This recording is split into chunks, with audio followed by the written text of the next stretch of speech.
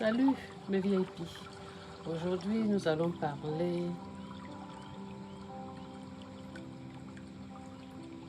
sur le comportement des hommes qui critiquent et les femmes, leurs partenaires, je veux dire, ou qui parlent mal de leur conjoint après la séparation, même ceux qui leur ont fait des enfants.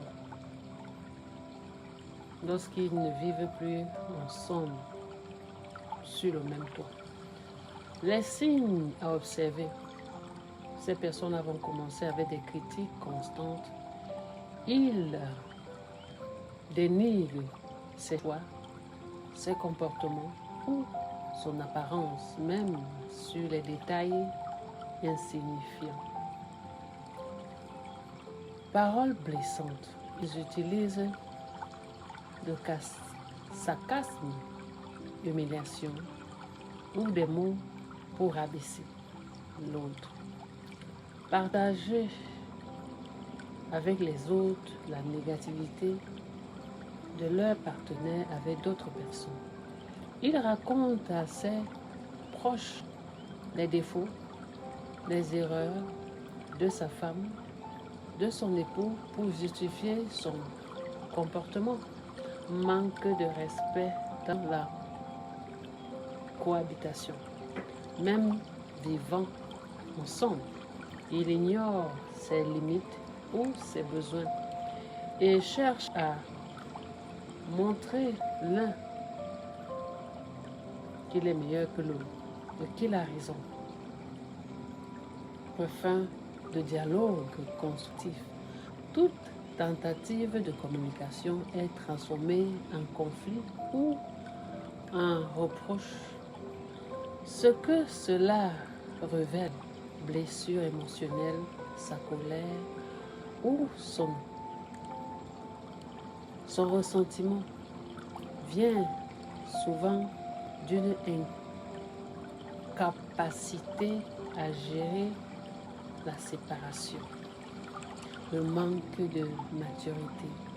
Il cherche à protéger son ego plutôt que la construction d'une relation saine, même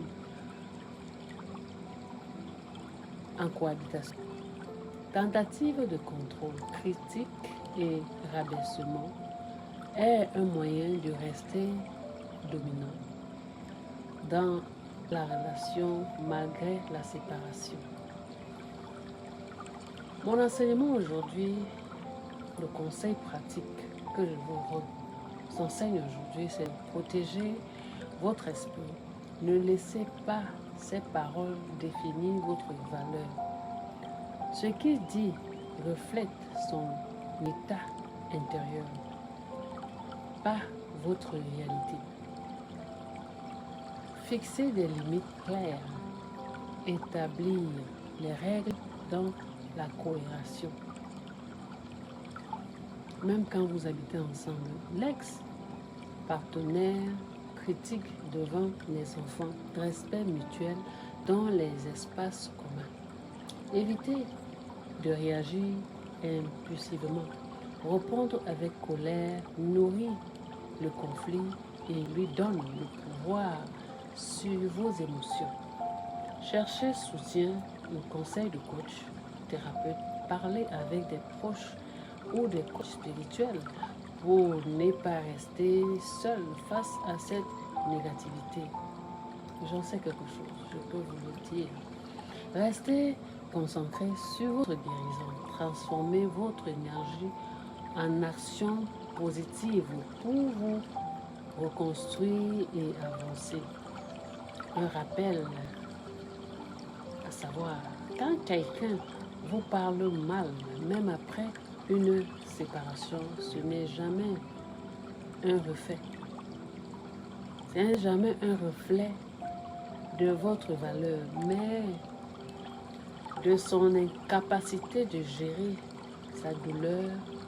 Protégez votre cœur, fixez vos limites et laissez Dieu guider vos pas.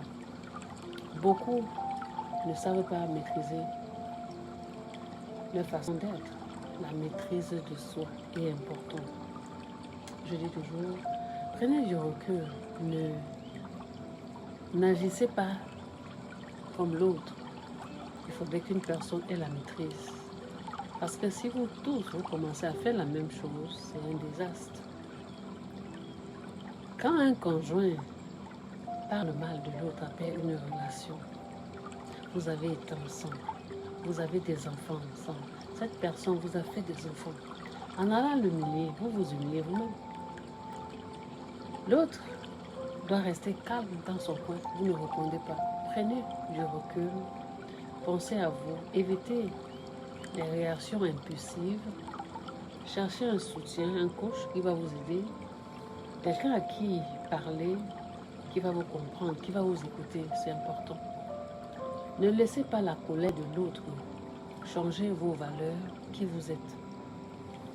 Nous avons des gens qui ont passé à avoir certaines expériences de la vie, mais c'est la prière qui les aide. Le silence, le calme, la maîtrise de soi.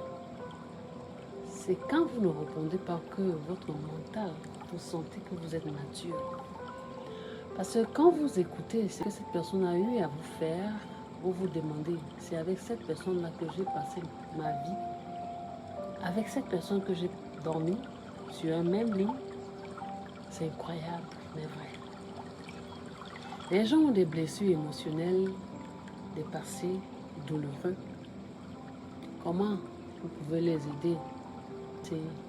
Ne pas les juger.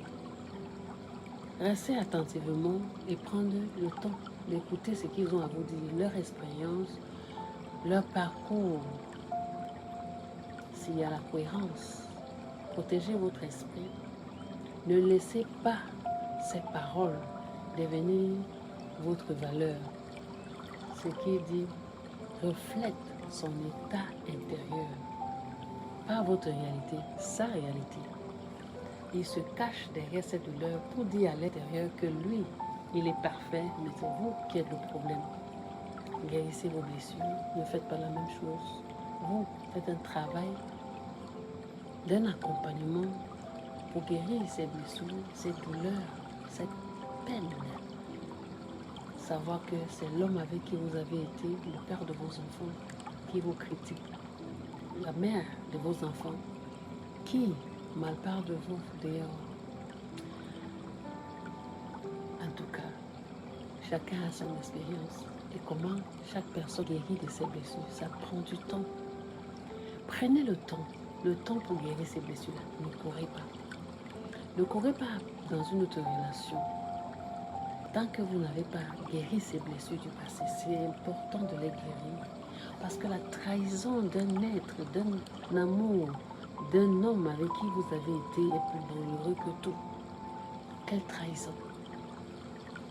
Comment revenir, comment encore affronter un partenaire, sachant ce que vous avez reçu de l'homme avec qui, le père de vos enfants. Je vais vous couper là aujourd'hui, mais c'est pour vous dire la maîtrise de soi est très importante. Je suis Coach Cooper, votre life coach. Si vous avez besoin d'un accompagnement, je suis là, je suis à votre écoute. Écrivez-moi inbox, je vous suivrai. Si cet enseignement vous a édifié, partagez.